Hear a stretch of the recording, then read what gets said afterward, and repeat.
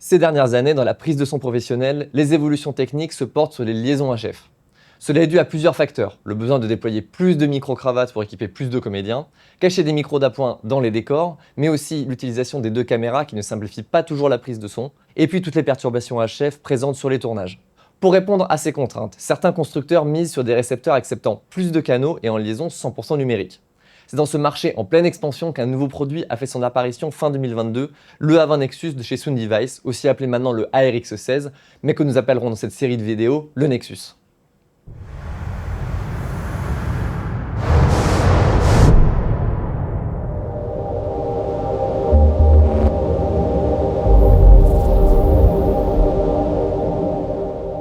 Le Nexus est un récepteur HF True Diversity pouvant recevoir jusqu'à 16 liaisons en même temps. Il est important de préciser tout de suite que ce produit n'accepte que les émetteurs de la marque Sound Device, donc les A20 Mini, leurs grands frères les A20, les A20 HH, donc le nouveau micro-main de chez Sound Device, et également les A10 que vous connaissez déjà et qu'on utilise depuis plusieurs années. Il ne sera pas possible d'utiliser vos autres émetteurs avec le Nexus. Avec sa taille d'un demi-rack proche de celle d'un enregistreur 833 de chez Sound Device, le Nexus propose le meilleur rapport encombrement-nombre de canaux de tout le marché. À la sortie de sa boîte, il est configuré pour recevoir 8 liaisons HF simultanées. Mais Sound Device ne s'est pas arrêté là. Pour les opérateurs du son qui travaillent sur des projets qui nécessitent plus de liaisons, ce même Nexus peut être augmenté par simple plugin ou mise à jour payante. Sur le site du constructeur, vous pouvez vous procurer une licence ajoutant 4 canaux, le 4 Channel Expansion License pour 2500 $. Vous pouvez de cette manière, avec 2 plugins, atteindre 16 canaux sur un seul Nexus.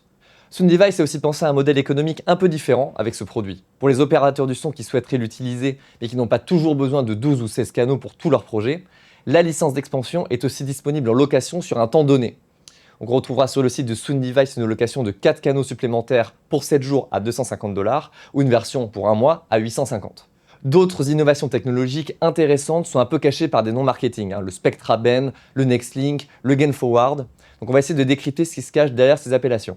Concernant la technologie Spectra Bend, le A20 Nexus est capable de couvrir une plage de fréquences allant de 169 MHz à 1525 MHz, le tout dans un modèle unique.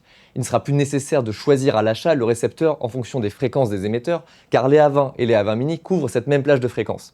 Cela veut aussi dire que n'importe quel A10, qu'il soit en bande A, B, C ou D que vous auriez déjà en votre possession, sera compatible avec le Nexus. Il faut tout de même nuancer cette plage de fréquences.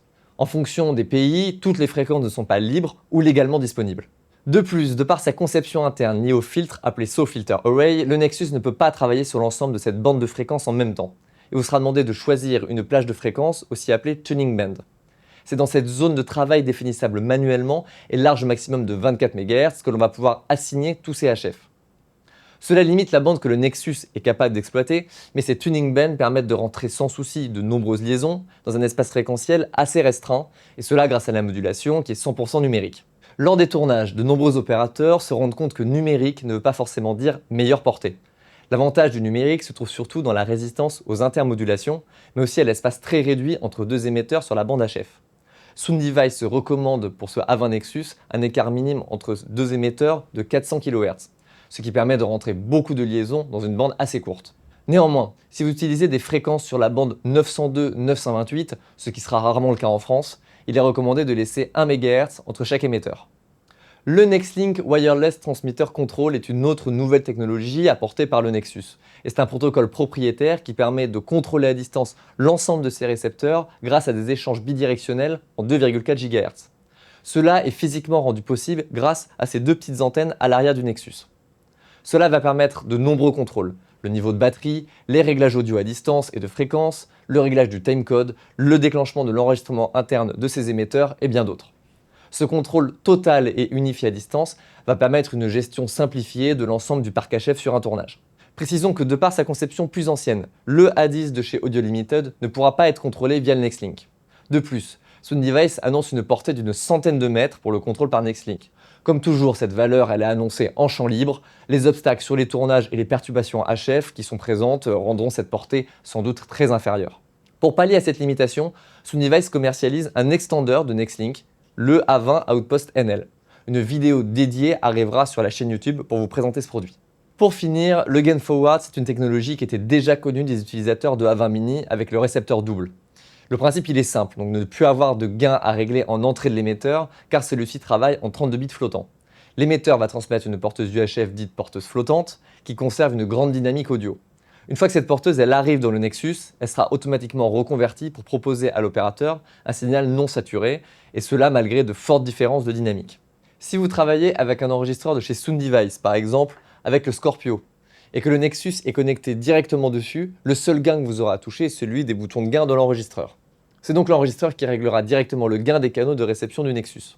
Si vous travaillez avec un enregistreur d'une autre marque, un Kantar par exemple, vous aurez deux niveaux de gain à régler. D'abord le gain sur le canal de réception du Nexus pour chacune des liaisons HF, puis ensuite régler le gain d'entrée de votre enregistreur. On a fait un rapide tour des technologies proposées par le Nexus, mais il y a encore beaucoup de choses à dire sur ce produit. La polyvalence des sorties audio, les différentes manières de l'alimenter électriquement, la gestion des fréquences ou même les applications sur ordinateur et téléphone pour le contrôler à distance. Alors que vous soyez un opérateur de fiction, de télé-réalité, de documentaire ou même d'installation fixe qui pourrait nécessiter de nombreuses liaisons HF, ce récepteur il va pouvoir proposer une nouvelle solution simplifiée et unifiée pour gérer votre parc HF. Alors si vous voulez connaître toutes les nouveautés et surtout comment utiliser le Nexus, je vous donne rendez-vous dans la nouvelle série de vidéos dédiée à ce produit. Et si vous voulez venir le tester physiquement, ça se passe ici chez Assistance Audiovisuelle. À très vite.